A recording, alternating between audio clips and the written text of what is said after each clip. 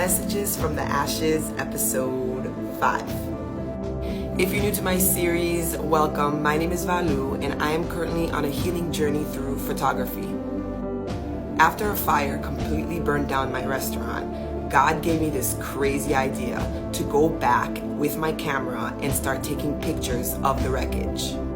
And it's through these pictures that He's speaking to me and revealing messages that I want to share with you all. This picture up here reminds me of the story when Moses parted the Red Sea. So listen up, because we're about to learn about the power of God. So I'm going to take you into the book of Exodus. And this is the part where the Pharaoh finally agrees to let Moses lead his people out of Egypt. Now, the Pharaoh's heart was pretty hard, but it took 10 plagues from God for him to finally be like, all right, y'all can leave. So Moses grabbed his people and he led them out of Egypt and into the desert. Now, Moses was a man of God, but he still was like, okay, God, I'm gonna need your help. God was like, I got you, and I'm gonna show my glory over the Pharaoh, and they'll see what God you serve. So after the Hebrews left Egypt, the Pharaoh changed his mind. He was like, those are my slaves. I ain't gonna let them go. So he got his chariots, he got his army, and he's like, you know what? We're gonna go after them. Eventually, the army got caught up with Moses and his people, and they freaked out. They were feeling trapped. They had mountains on both sides, the sea in front of them, and behind them was Pharaoh's army. And despite being on the road to freedom, Moses' people were mad at him and mad at God. They let their fear take over. And Moshe said unto the people, fear ye not, stand still, and see the Yeshua, or deliverance, of Yahuwah, which he will show to you today. For the Mitzrayim, Egypt, who ye have seen today, ye shall see them again no more forever. In that moment, Moses had to shut everything out and listen to the voice of God, which instructed him to put out his rod, and something magically happened. The winds created a small little space of dry land that allowed the Hebrews to go through the Red Sea.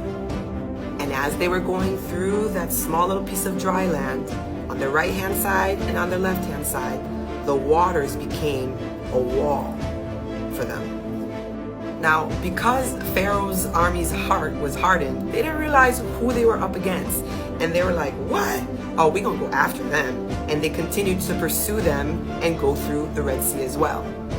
And once Moses and his people were onto safe territory, God instructed Moses again to stretch out his hand, put his rod out to the sea, and then all of a sudden, the waters went back to normal.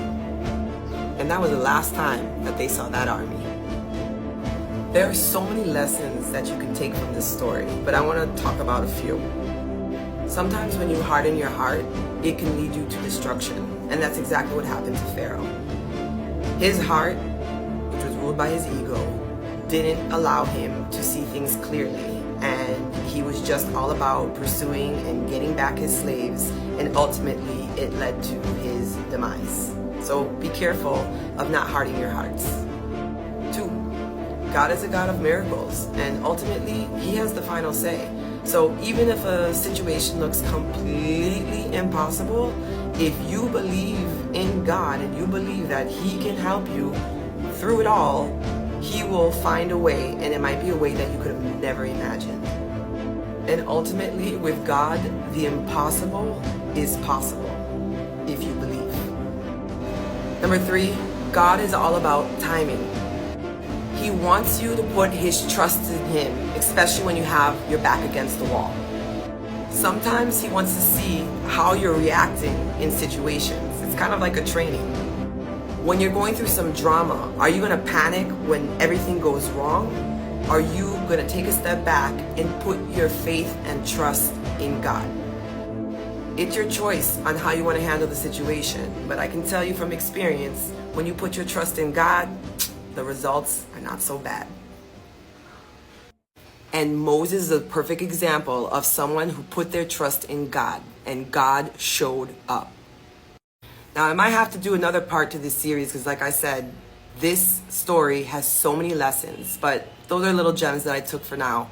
And I hope you enjoyed it, and I'll see you in the next video. If you're interested in purchasing a print from my Beauty from the Ashes series, go ahead and check out my Etsy store link at the bottom in the description below. Let these pieces of artwork be a testament to the transformative power of finding beauty in the midst of adversity. Thanks for your support.